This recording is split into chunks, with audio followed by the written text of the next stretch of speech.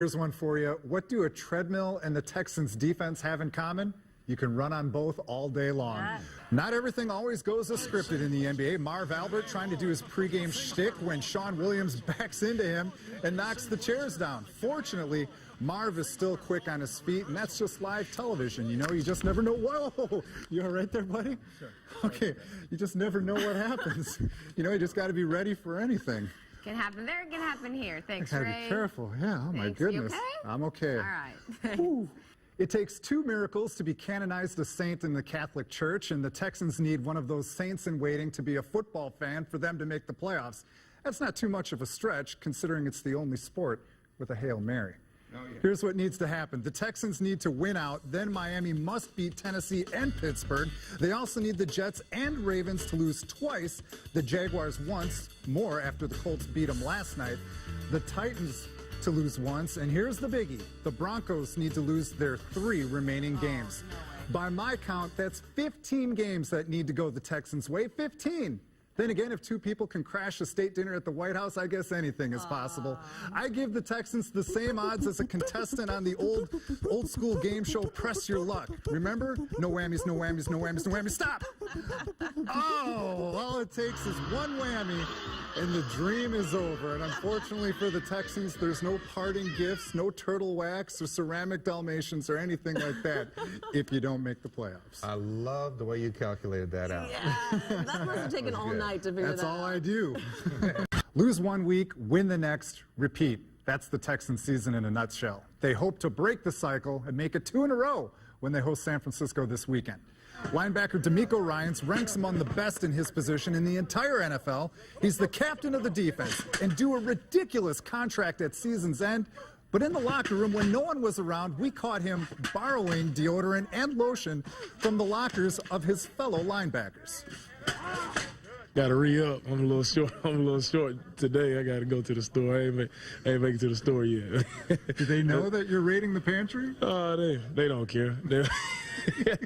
They'll do the same thing to me if they were out. That's the bond we have here, brothers. You know, you don't have it, go to your brother. He'll take care of you.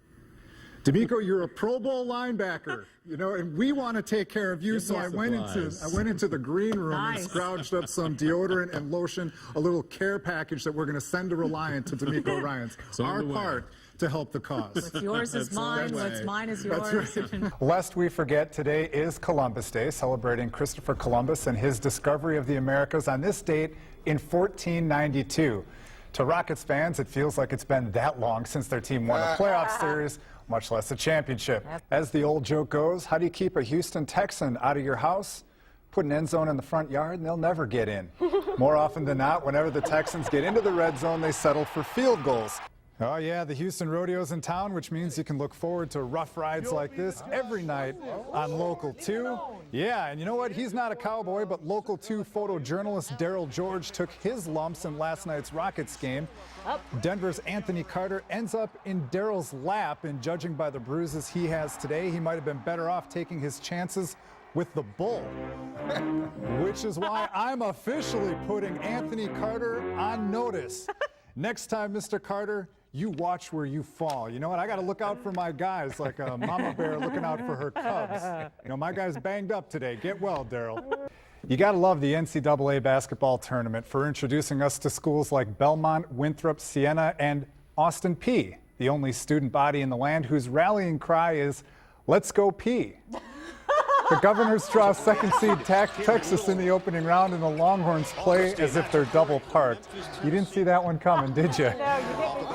Tiger Woods shares the same attitude toward green jackets as my wife does about shoes. No matter how many you have, there's always room in the closet for more.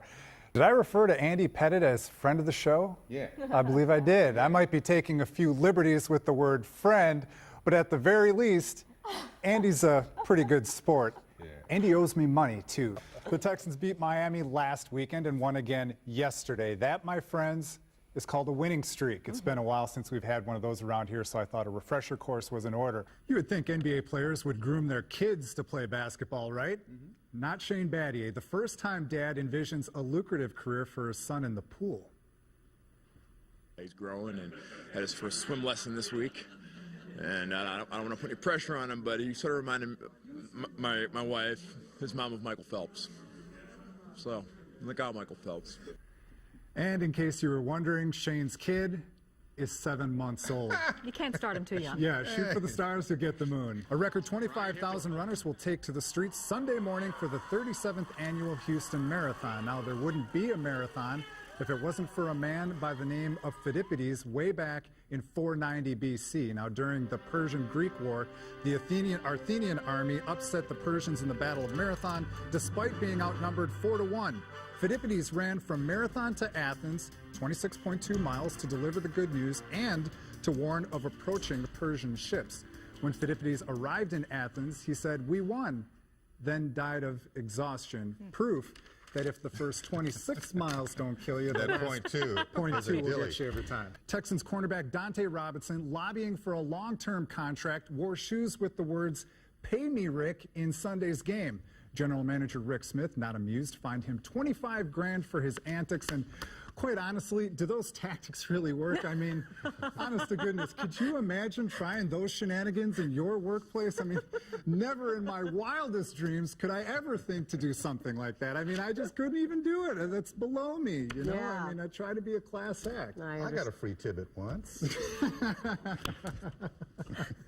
Okay. Okay, so a woman learns the hard way how to act around a monkey. Coming out what not to do to make sure a monkey never pushes you off. When U of H beat Texas Tech last Saturday, fans stormed the field and some hooligans stole 3 Cougar helmets. That's bad form. One has been found, but 2 are still missing. Tonight, U of H officials are on the lookout for this man, believed to be holding the helmet of A.J. Dugan. If you know his whereabouts, contact the U of H athletic department, or if you're one of the henchmen involved, you can turn in the helmet, no questions asked. If you're going to steal a helmet, you steal the other guy's helmets.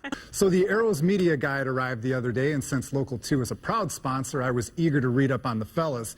Inside the front jacket is usually where they put the schedule, so imagine my surprise when I open up the front and find a picture of Frank in there, you know, and I was hoping that they'd throw one of the sports guys a bone, but after seeing what they originally drew up, I think it's safe to say that the promotions department made the right call. And the sad part is that I have absolutely no defense right there. I could see it if it was the Houston Hurricane. I'd get it. Right, exactly, exactly.